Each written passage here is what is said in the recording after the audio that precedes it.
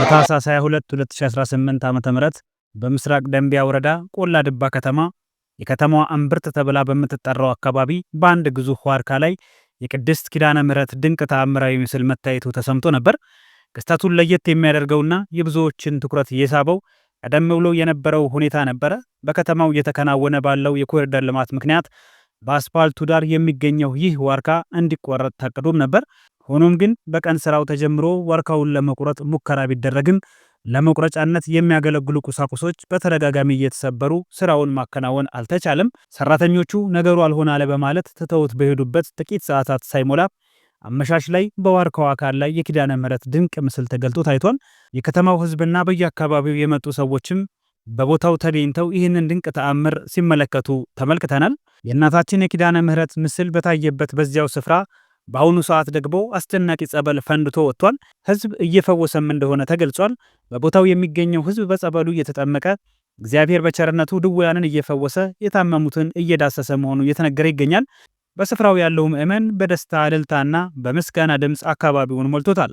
ዛፉ እንዳይቆረጥ መሳሪያ የሰበረች እናታችን ዛሬ ደግሞ ለልጆቿ ፈውስ አፈለቀች በማለት ሕዝቡ ምስክርነቱን እየሰጠም ይገኛል። በዋርካው ላይ የቅድስት ኪዳነ ምሕረት ምስል በግልጽ ታይቷል። ዛሬ ደግሞ ለብዙዎች መዳኛ የሚሆን ጸበል ፈንድቶ ወጣ። እግዚአብሔር በቅዱሳን ላይ ድንቅ ነው። ቸርነቱ ምሕረቱ ለሁላችንም ነው። ለመሆኑ እንደዚህ አይነት ድንቅ ተአምራት የተሰራበት ቦታ የት ነው ብለው ብዙዎች የሚጠይቁ ከሆነ መልሱን ነው። ቆላ ድባ ከጥንት ጀምሮ የንግድ መስመር ላይ የምትገኝ በመሆኗ ቆላ ድባና በዙሪያ ያሉ የደንቢያ ሜዳ በኢትዮጵያ ኦርቶዶክስ ተዋሕዶ ቤተክርስቲያን ታሪክ ውስጥ ትልቅ ስፍራ አላቸው። በተለይም ከተማዋ ለጣና ሐይቅ ዳርቻ ቅርብ በመሆኗ አካባቢው የብዙ ጥንታዊ አድባራትና ገዳማት መገኛ ናት። በከተማዋ ውስጥ የሚገኙት ዋና ዋና ገዳማቶቿም የሚከተሉት ናቸው። የቆላ ድባ ቅዱስ ገብርኤል ቤተክርስቲያን በከተማዋ ውስጥ የሚገኘው ታዋቂው ቤተክርስቲያን ሲሆን የአካባቢው ማህበረሰብ በትልቅ ድምቀት የሚያከብረውና ብዙ ምዕመናን የሚሳለሙበት የታወቀ ታሪካዊ ቦታ ነው። ሌላው በቅርበት የሚገኙ የጣና ሐይቅ ገዳማትም አሉ። ጎርጎራ መንገሻ ማርያም፣ ደብረ ሲና ማርያምን የመሳሰሉ እንደዚሁም የመነኮሳትና የቅዱሳን ታሪክ። የደንቢያ ምድር ቆላ ድባን ጨምሮ በ14ኛውና በ15ኛው ክፍለ ዘመን በነበሩት ሰባቱ ከዋክብት ተብለው በሚጠሩት ቅዱሳን አባቶች እንቅስቃሴ የታወቀች ነበረች። አካባቢው ለብዙ ዘመናት የቤተ ክርስቲያን ትምህርት በተለይ ቅኔና ድጓ የሚሰጥበት የሊቃውንት መፍለቂያ ሆኖ ቆይቷል።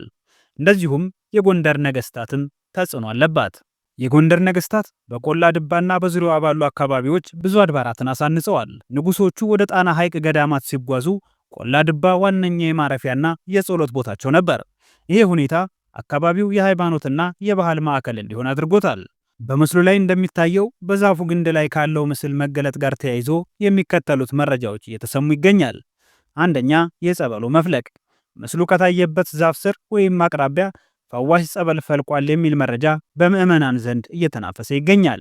ብዙ ሰዎችም ጸበሉን ለመጠመቅና ለመጠጣት እንዲሁም ለበረከት ወደ ቦታው እየጎረፉ እንደሆነ ይነገራል። በአካባቢው ማህበረሰብ ዘንድ እንዲህ ያለ ጸበል መገኘቱ ምስሉ የተገለጠው ለበረከትና ለፈውስ እንደሆነ እንደ ተጨማሪ ማስረጃ እየታየ ነው። በኢትዮጵያ ኦርቶዶክስ ተዋሕዶ ቤተክርስቲያን አስተምሮ መሰረት እንደ ቆላ ድባ አይነት ተአምራዊ ክስተቶች የሚታዩባቸው መሰረታዊ እይታዎች አሉ። አንደኛ፣ ተአምራት የቤተ ክርስቲያን ሕይወት ናቸው። በኦርቶዶክስ አስተምሮ ተአምራት የቀደመ ታሪክ ብቻ አይደሉም፣ ይልቁንም ዛሬም የሚቀጥሉና የእግዚአብሔር ሕያውነት መገለጫዎች ተደርገው ይታመናሉ። መጽሐፍ ቅዱሳዊው እግዚአብሔር ትናንትም ዛሬም ለዘላለምም ያው ነው የሚለው ቃል የቤተ ክርስቲያኗ ጽኑ መሰረት ነው። ስለዚህ እንዲህ ያሉ ክስተቶች ሲፈጠሩ እግዚአብሔር ሕዝቡን በቸርነቱ እየጎበኘ ነው ተብሎ ይታመናል። ሌላው በእመቤታችን በኩል የሚመጡ ጸጋዎች። ቤተ ክርስቲያኗ ለቅድስት ድንግል ማርያም ያላትን ከፍተኛ ክብር መሰረት በማድረግ በተለያዩ ቦታዎች የምስሏ መገለጥ ወይም ለክብሯ የሚቆሙ አድባራት ላይ የሚታዩ ተአምራት እንደ ልዩ በረከት ይታያሉ። ይህም አማኞች በእርሷ አማላጅነት ያላቸውን እምነት እንዲያጸኑ የሚያደርግ መንፈሳዊ ምልክት ተደርጎ ይወሰዳል። አለማመንን ለማጥፋትና እምነትን ለማነጽ። አስተምሮው እንደሚለው ተአምራት የሚደረጉት በሁለት ምክንያቶች ነው። አንደኛው ለአማኞች፣ ሁለተኛው ለማያምኑ ነው። ለአማኞች እምነታቸው ይበልጥ እንዲጠነክርና በመከራ ውስጥ ሆነው ተስፋ እንዳይቆርጡ ለማጽናናት፣ ለማያምኑት ደግሞ የእግዚአብሔርን ኃይል አይተው ወደ ንስሐና ወደ እምነት እንዲመጡ መንገድ ይከፍታል። ምንም እንኳን ቤተክርስቲያኗ ተአምራትን ብታምንም ማንኛውም ተአምር ተደረገ የሚል ወሬ ሁሉ ወዲያውኑ ተቀባይነት አያገኝም።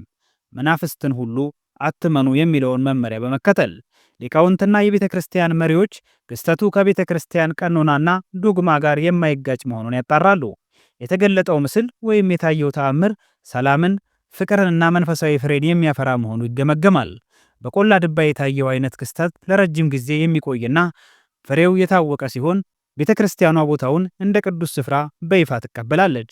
በአሁኑ ዘመን በሀገራችን ካለው ችግርና መከራ አንጻር እንዲህ ያሉ ክስተቶች ለምዕመናን እግዚአብሔር አልተለየንም የሚል ትልቅ የሥነ ልቦናና የመንፈስ ጥንካሬ ይሰጣሉ። ሰዎች ከጭንቀት ወጥተው ወደ ጸሎት እንዲመለሱ የማድረግ ኃይል አላቸው። በአጠቃላይ የቆላ ድባው ክስተት በኦርቶዶክሳዊ እይታ የእግዚአብሔር ቸርነትና የእመቤታችን አማላጅነት መገለጫ ተደርጎ የሚወሰድ እንጂ እንደ አዲስ ወይም እንደ እንግዳ ነገር አይታይም።